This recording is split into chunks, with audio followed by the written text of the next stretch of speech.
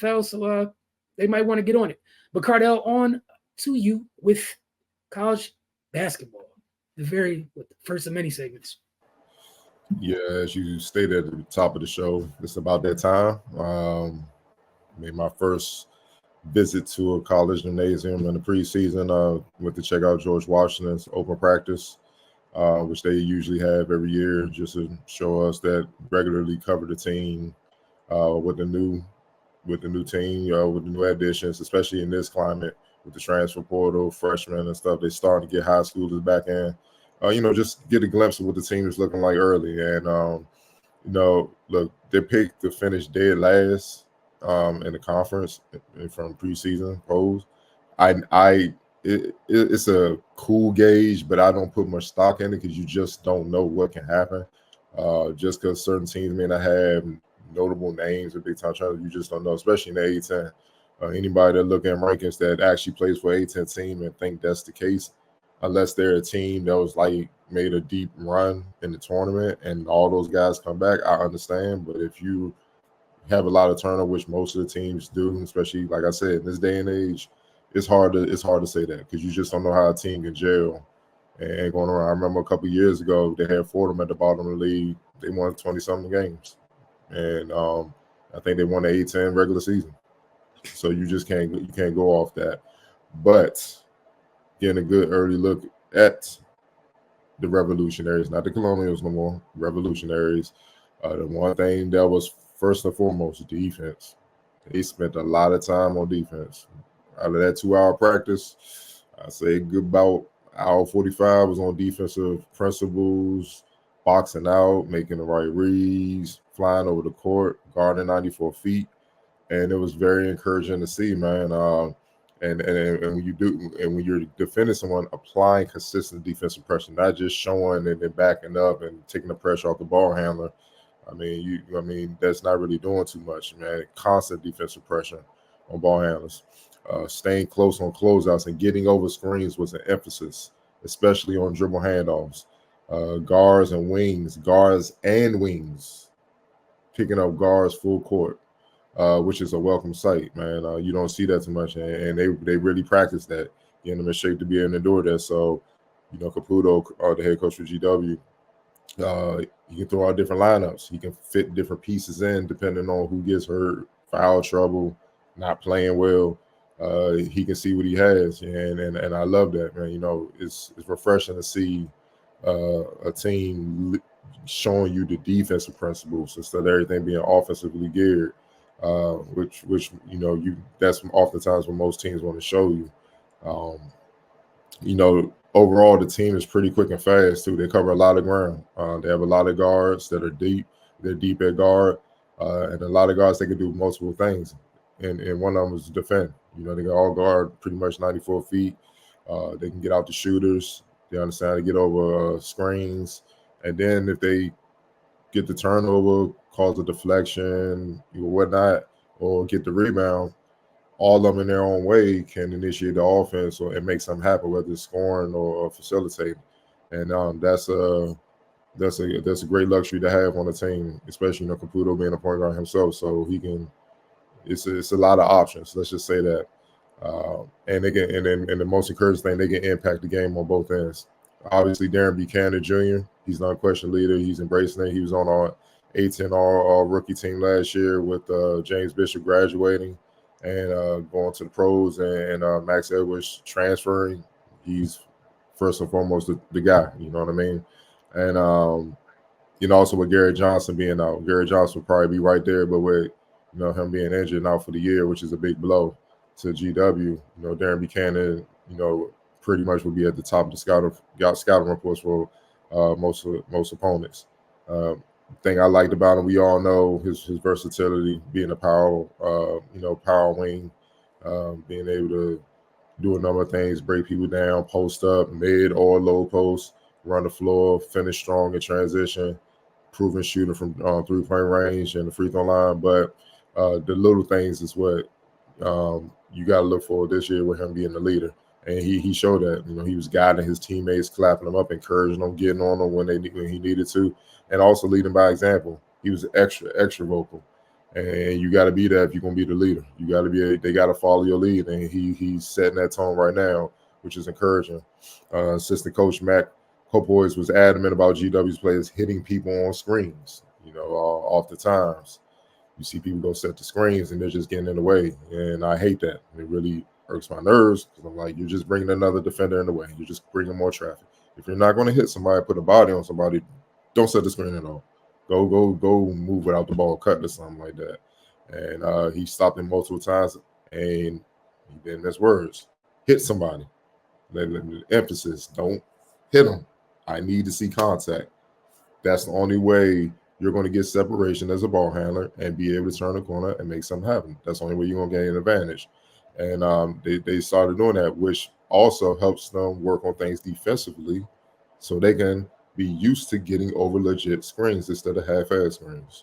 So, that was a great thing. Off ball cut emphasis, moving without the ball with purpose. They're going to kill a lot of teams with that. You know what I mean? A lot of teams, once they get a ball, a lot of players just go stand around and watch. They may go set an off ball screen and then just stand there and watch until they get the ball back. And then that's when they try to go around. GW's not having none of that. You get the ball up, set a screen, you cut, back door, V cuts, you keep it moving. And the thing I like about it, they're literally reading what the defender does. It's not something premeditated. That's why I said they're going to kill a lot of teams, because a lot of teams will fall asleep and make mistakes and not understand what they're trying to do. They're going to get a lot of easy baskets or a lot of fouls, and then that's going to play to their hands. So that was also a plus.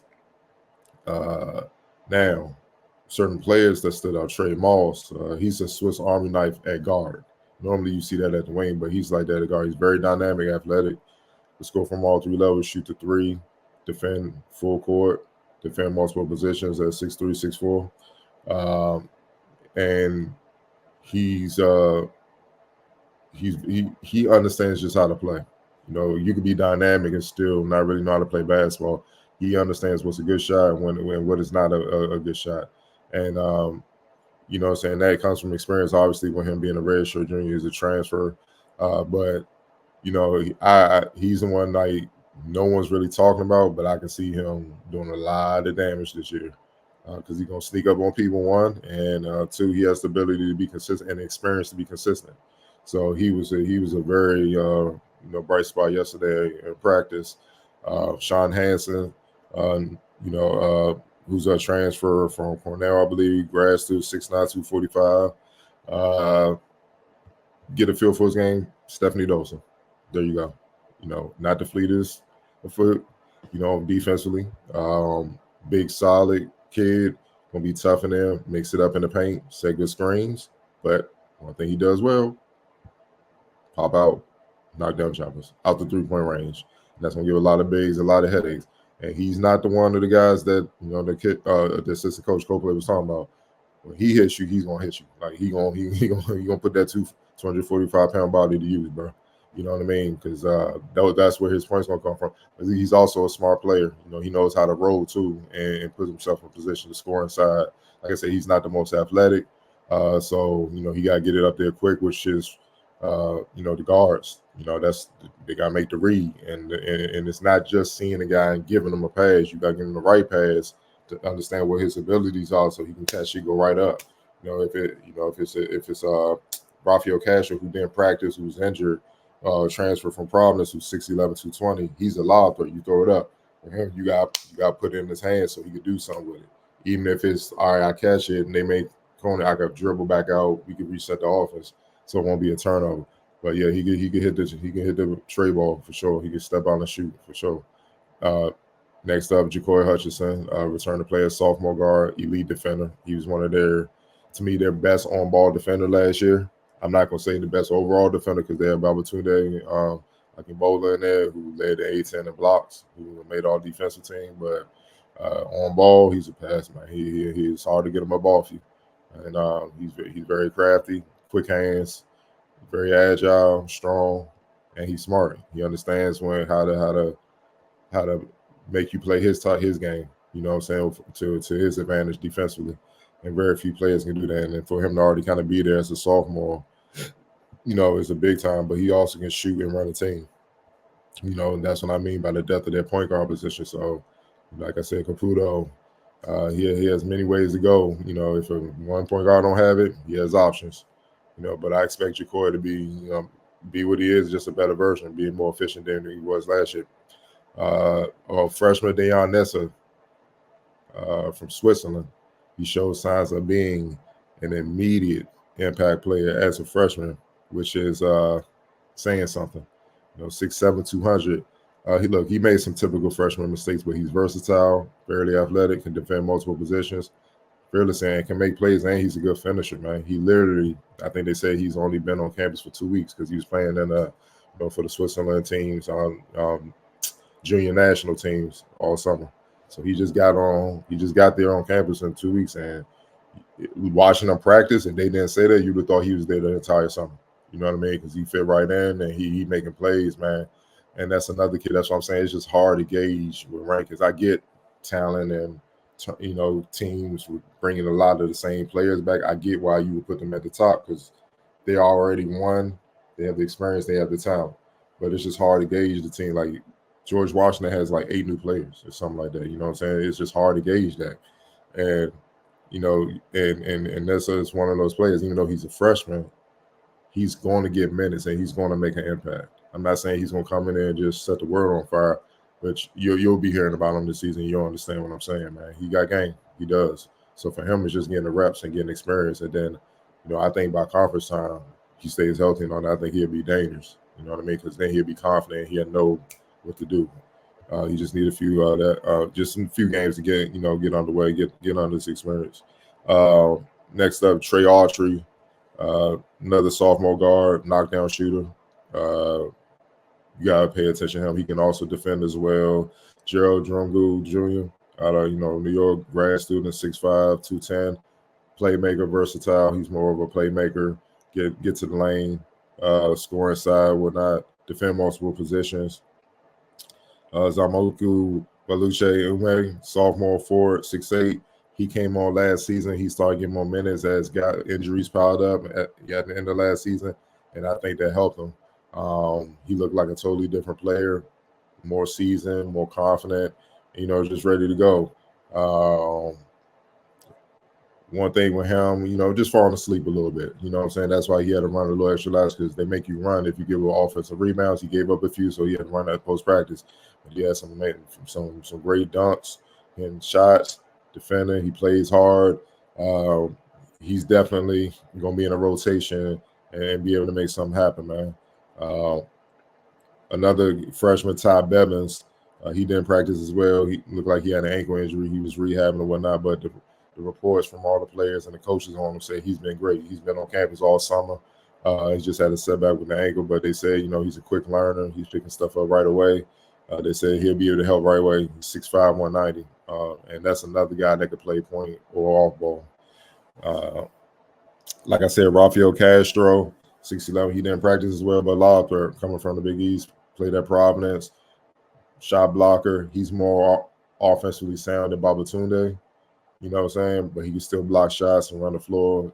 And as a guard, speaking, it never hurts to have a Lawther. They make the game easier for you. So that's why those screens are important. So you can get separation, and he has they like to roam and roll to the basket and get easy baskets, man. Also, Christian Jones, redshirt freshman, 6'2", out of 6'2", 190. Way different from him. Looks physically mature, mentally mature, confident. He's ready to go. And that's another one of those point guards. He's a dynamic point guard, so you're going to hear about him a little bit, having a lot of oohs and ahs type plays. He has some magic with his game, you know what I mean? Obviously in college, you got to pick and choose when to show that magic because you keep messing up, you will be on the bench quick, you know what I mean? But with that being said, he has game, man. Still improving as a shooter, that's the thing, but he can defend multiple positions and he can run the team. And he's still crafty enough to score and stuff like that. He just finds a way, even though he's still improving as a shooter. So that's very encouraging. And then that for the most part, that's what it is, man. Keegan Harvey, 6'11", redshirt senior, another big that can stretch the floor. So with those guards and then how dynamic they are, never hurts to have too many shooters on the floor. It creates space for them to do what they do and be able to make reads and break defenders down and either score or get the assist, man. So look, man, it's talent there. There's a lot of youngins. I think it's there's like hell 1, 2, 3, uh, yeah, 8 sophomore and freshmen on the team, very young. So they're gonna have to grow up fairly quickly. But the thing is about the sophomores like Darren Buchanan, Trey Autry, Jaquan Hutchinson, even Christian Jones, even though he redshirt, he was there every game or whatnot. They got a lot of experience last year. They had to play a lot of minutes. And one thing they learned right away about the 18, they like it's no nights off. You gotta come ready to play every game. And he said, Darren Buchanan Jr. being the leader, he put this disclaimer out there. He said, I'd be damned if we're gonna finish last in the conference this year. So with that mentality and how unified they look, support one another, actually liking one another, you could just see how they interacted. All things are up for GW, man. They just got showed on the court. Yeah, that's one of the things that's most annoying about like people picking stuff preseason, especially like you said, bro, you have no idea what happens because sometimes when you move stuff around, the things that come in might be the thing that team was exactly what they were lacking. And in this day and age, sometimes less is more for a team taking a jump. Mm-hmm. Sometimes having folks or kids that like whether they're youngsters that can come in and only play a role. What if the things that they bring to the table that translate immediately are the things that team needs? Right. Sometimes you just don't know that. Sometimes that might be the thing that finally gets that drink stirred fully. You just don't know, but we'll see. What one thing I do like to hear, spending that much time on defense is a throwback that is wonderful. Also, pet peeve. Yes, you have to hit people when you scream. My God, it has bothered me the last 5 years on every level of basketball. I don't understand. How do you're not setting a screen? Call yourself an automatic double teamer, but you are not setting a screen. Like, I'm sorry, it's the dumbest thing in the world to me.